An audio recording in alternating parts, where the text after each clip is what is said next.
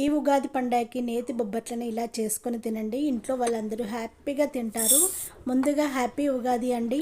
నేతి బొబ్బట్లను చేసి చూపిస్తున్నాను. నా వీడియో మొత్తము చివరి వరకు చూడండి.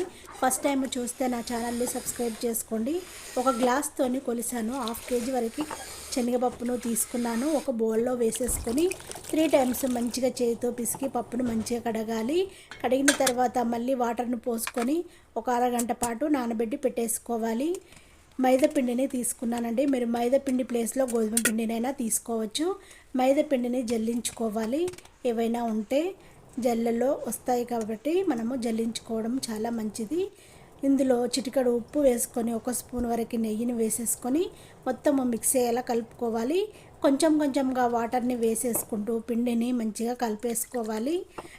చపాతి పిండిలా కాకుండా ఇంకాస్త లూజ్గా కలుపుకోవాలి. కలిపిన తర్వాత ఆయిల్ వేసేసుకొని పిండికి అంతా పట్టించాలి. పట్టించి మూత పెట్టేసుకొని ఒక 2 hours పాటు పక్కన పెట్టేసుకోవాలి. అప్పుడే నేతి బొబ్బట్లు చాలా మెత్తగా మృదువుగా చాలా బాగా వస్తాయి.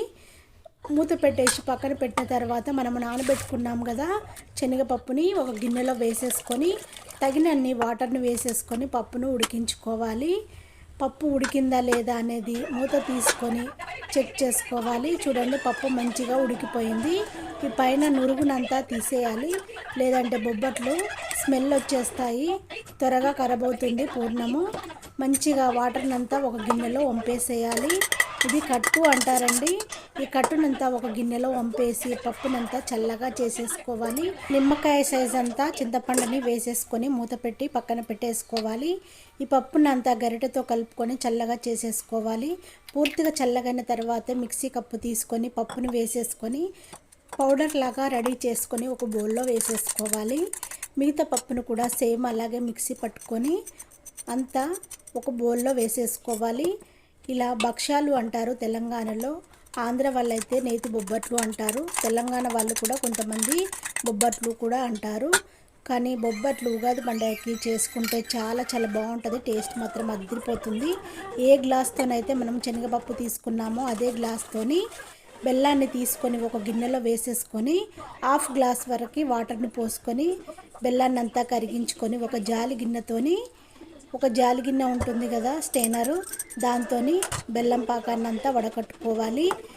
శనగపప్పుని రుబ్బి పెట్టేసుకున్నాం కదా, ఇప్పుడు అందులోనే బెల్లం పాకాన్ని పోసాము. మొత్తము మిక్స్ అయ్యేలా కలుపుకోవాలి.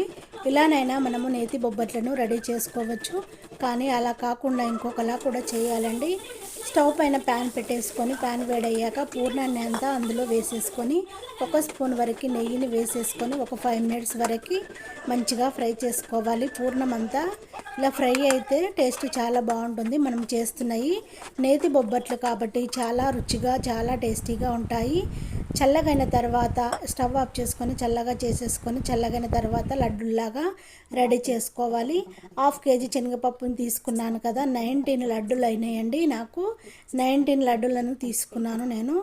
ఇప్పుడు మనము కలిపి పెట్టుకున్న పిండిని 2 hours తర్వాత మూత తీసి చూస్తే మంచిగా రెడీ అయిపోయింది.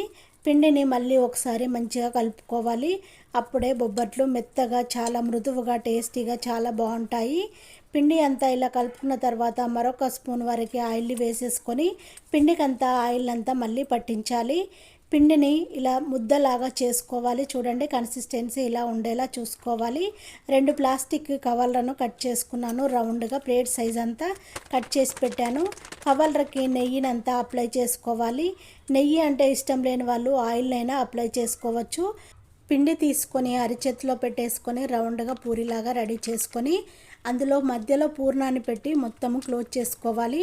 ఇప్పుడు కవర్ పైన పెట్టేసి మరొక కవర్ పైన వేసి చేతితో రౌండ్గా ఒత్తితే మనకి బొబ్బట్లు రెడీ అయిపోతాయి. ఇప్పుడు స్టవ్ పైన ప్యాన్ పెట్టేసుకొని కొంచెము నెయ్యినంతా అప్లై చేసి మనము రెడీ చేసుకున్న బొబ్బట్లని వేసేసుకోవాలి. ఒక్కొక్క దాన్ని మాడనివ్వకుండా మంచిగా కాలనివ్వాలి. చూడండి, ఇలా రెడీ చేసుకోవాలి.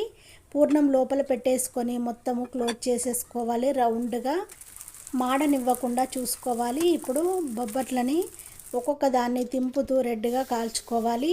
ఇప్పుడు మనము బాల్ లాగా పిండిని రెడీ చేసుకున్నాం కదా, కవర్ పైన పెట్టేసుకొని మరొక కవర్ని పైన వేసేసుకొని అరిచేతోని రౌండ్గా అనాలి. అప్పుడే బొబ్బట్లు రౌండ్గా వస్తాయి. కానీ మారనివ్వకుండా చూసుకోవాలి. బొబ్బట్లు చాలా అంటే చాలా బాగుంటాయి. చేయితో ఇలా బాల్ లాగా రెడీ చేసుకొని కవర్ మీద పెట్టేసుకొని మరొక కవర్ని పైన పెట్టి చేయితో ఇలా రౌండ్గా రాస్తే చాలు బొబ్బట్లు రెడీ అయిపోతాయి. ఎక్కువ కష్టం కూడా కాదు. ఎన్ని బొబ్బట్లు కావాలంటే అన్ని బొబ్బట్లను రెడీ చేసుకోవచ్చు. నేను చేసిన ఈ బొబ్బట్ల వీడియో మీకు నచ్చినట్టయితే మీ వాళ్ళందరికీ షేర్ చేయడము మర్చిపోకండి. బొబ్బట్లు చేయడము చాలా ఈజీ. అంతా ఒకేసారి చేసుకోవాలని ఏం లేదండి. కొంచెం పూర్ణాన్ని తీసి ఫ్రిడ్జ్లో పెట్టేసుకుంటే మనకి 15 డేస్ వరకైనా నిల్వగా ఉంటుంది. మైదా పిండిని కూడా మనకు నెక్స్ట్ డే కావాలనుకుంటే ఫ్రిడ్జ్లో పెట్టేసుకొని మళ్ళీ నెక్స్ట్ డే మార్నింగ్ చేసేసుకోవచ్చు. నేను బొబ్బట్లను చేశాను. ఎంత మెత్తగా, ఎంత మృదువుగా, ఎంత బాగున్నాయో చూడండి. నోట్లో వేస్తే కరిగిపోతాయి, అంత బాగున్నాయి బొబ్బట్లు. ఇట్లా ముట్టుకుంటేనే చినిగిపోతున్నాయి. బొబ్బట్లు అయితే చాలా మెత్తగా మృదువుగా వచ్చాయి. నేను చేసిన ఈ వీడియో నచ్చినట్టయితే వెంటనే షేర్ చేయండి. నా ఛానల్ని సబ్స్క్రైబ్ చేసుకోండి.